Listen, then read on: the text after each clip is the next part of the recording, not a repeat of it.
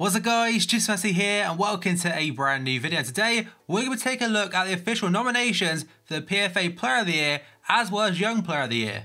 A couple of days ago I took a look at the potential favourites according to the bookies, and now, like I said, we've got the official categories, and I imagine we'll probably find out the winners not this Sunday but a week after that. So just before we get into the video, as always, if you can show support by leaving a like rating, that'd be absolutely awesome. If you're new to my channel, click the subscribe button for daily FIFA content and the comments below. Now we've got the nominations, who do you think should be the favourite to win it for both awards? And finally, if you missed last night's video, it was down below in the description box. So let's start off with the nominations for the Young Player of the Year. 6 players to go through. The very first one in alphabetical order is Dele Alli from Tottenham. The rating and the stats on the card, by the way, are completely estimated. I'm not sure if I boost it to a TOTS rating or whatever, or go more than just a +1 or a +2 for our current highest rated card. But now, let's go through the stats of Dele Alli. 30 games this season, 16 goals from central track midfield, 20 wins and 3 losses for Spurs. They're doing so well this season. He's averaging 0.53 goals per game, even divides it by goals of header, right foot, left foot, penalty scored, etc. And he's actually missed 8 big chances. I'm not sure how that compares to other players, but for me, it seems quite high, but again, we'll have to compare it in just a moment. In team play, 5 assists this season, 1,027 passes, and 2 big chances created so far for Dele Alli this season. But now we've got 2 more sets of stats to go through: discipline and defence. He's only picked up 4 yellow cards so far this season, and if I'm correct, it was last season where he got banned for doing something off the ball and it wasn't noticed by the referee. But now we've got defence, the final part, 44 tackles, a lot of stuff to get through, but for Dele Alli's position, it doesn't really matter too much. And a second nomination for Young Player of the Year is his Tottenham teammate, and that is Harry Kane. So far, 23 games this season, 19 goals, 15 wins, 3 losses, and he's actually got a very good goal to game ratio, 0.83. He's got 15 goals with his right foot, 3 with his left foot, 1 with his head, and 4 penalties scored so far. 51% shooting accuracy, and big chances missed, 8, which I think is the same as Dele Alli. He's also got 4 assists this season. And you can tell he has had a couple of injuries every now and then this season. He's played 7 less games as his teammate Dele Alli, but now we've got his discipline and defence, and to be honest, they're not really relevant for his position again. And that right hand column does show he does his defensive responsibilities very well, like 13 block shots. I'm assuming these were from corners, 19 clearances and 14 headed clearances. Second on the list is going to be Michael Keane of Burnley, who's been into a fair amount of teams so far already, even though the summer window has not even opened. 32 games this season, 2 goals, 10 wins and 16 losses so far, and he's actually managed to keep 9 clean sheets for a team that's newly promoted. That's not too bad whatsoever. The most impressive stat for me on that page is going to be errors leading to goal being 0, same as own goals for centre back. Very impressive, 1 assist to his name, 1,025 passes, and then go to next screen, and that is got his discipline and attack yet again. 2 goals, 1 with his head, 1 with his right foot, and he's hit the woodwork once, and only 4 yellow cards for centre back, 0 red cards. Not bad, only 14 fouls committed. Then we've got the Belgian beast, that is Romelu Lukaku from Everton. 31 games this season, 23 goals, current top goal scorer, 15 wins and 8 losses for Everton. And his attack, 0.74 goals per match, 6 goals with his head, 7 with his right foot, 10 with his left foot. So a very good split there between right and left foot. I'm not sure his weak foot is currently on FIFA Ultimate Team, but I'd say 4-star weak for those type of stats would probably be justified.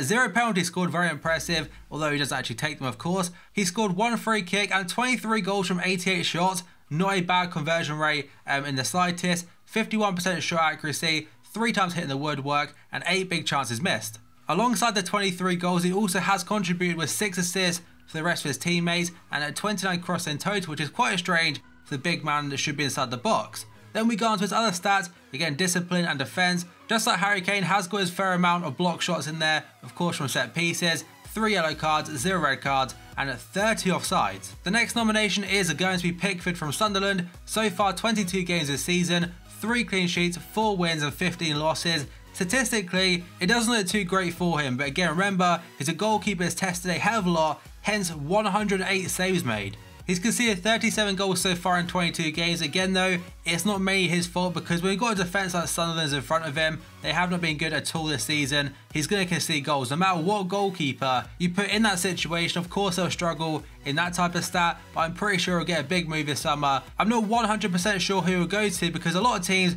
have got their goalkeepers sorted, but I imagine there'll be a lot of interest in him. And the other 2 sets of stats are discipline and team play, but for a goalkeeper, completely irrelevant. Then we go on to the final nomination for Young Player of the Year as Leroy Sané from Manchester City. 19 appearances so far this season, 4 goals, 10 wins and 3 losses. It took him a while to get settled in at Man City to get regular game time, but when he did, he really hit his stride very quickly. Alongside the likes of Raheem Sterling, Kevin De Bruyne, they formed an understanding very, very quickly. In fact, Sané, Sterling and Gabriel Jesus, whilst he's fit, were a very, very good front three, especially for their age. But his stats then, like I said, 4 goals, 1 assist. That doesn't look too fantastic in 19 games, but performance-wise, he's put in very good performances since around probably January or so, maybe even just before that. But like I said, 4 goals, 1 assist for Leroy Sané. His other stats: discipline, 2 yellow cards, 11 fouls, 10 offsides, a fair amount for a player who's not really played too much. He has also got some okay defensive stats, so not too bad in the defending part of his game. So they are all 6 nominations for the Young Player of the Year, and personally my favourite for that award is probably Dele Alli. Lukaku's had a fantastic year, but I think Ali, from a deeper role, he's been superb. And now we're going to go over to the main award itself. The PFA Player of the Year last year was won by Riyad Mahrez from Leicester City. The very first nomination, not a surprise on whatsoever, as Eden Hazard from Chelsea. Last season, or this season, sorry, 29 games, 14 goals, 22 wins, and just 4 losses. Alongside those 14 goals, he also has got 5 assists to his name, 3 big chances created, 5 through balls and 96 long passes. And he's also missed 7 big chances. But now we go over to his discipline and also defence. 5 offsides this season, 2 yellow cards, 0 red cards. Absolutely fine in that category. And defensively, he doesn't really have to do too much though, because of the system, the 3-4-2-1. Having Marcos Alonso just behind him, he fills in a lot defensively. So Hazard, he can stay forward. The second player is going to be none other than Zlatan Ibrahimovic. 27 games this season so far for the big Swede. 17 goals, 14 wins and 3 losses. That's 17 goals in 115 shots, which compared to someone like Lukaku, I believe, is a fair amount off his actual conversion rate. 18 big chances missed, 5 assists, 18 crosses, and 8 big chances created. He's picked up 6 yellow cards so far this season, 0 red cards, but I believe he was also banned a few weeks ago for something that was not seen by the referee. 37 offsides, and the defensive stats don't really matter. Then we go over to another striker that's nominated, also in the Young Player of the Year category, that's Harry Kane. But because he was in the Young Player of the Year category, not really too much else to say about him apart from the stats on the screen yet again.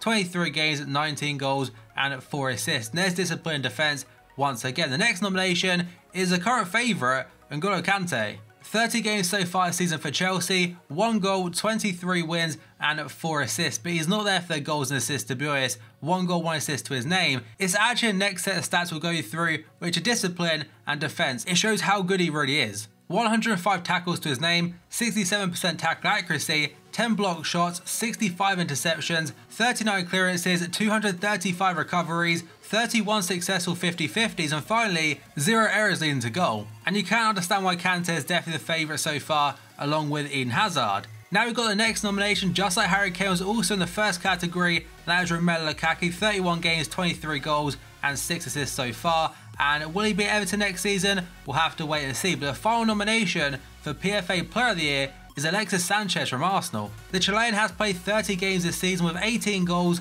16 wins, 8 losses to his name, and 9 assists. He is one of the highest goal scorers in the league right now, and with 18, like I said before, and 9 assists, I believe, is second highest, just behind Gylfi Sigurdsson, Eriksen, and also De Bruyne, who are all tied, I think, on 11. He's hit the woodwork 4 times so far this season, 7 big chances missed, 8 big chances created, so it shows he does create as well. Of course, there's an amount of assists on top of that, and his discipline and defence, 41 tackles, 32 block shots, 18 interceptions. He does his work defensively as well, very good work ethic about him, with 5 yellow cards and 21 offsides.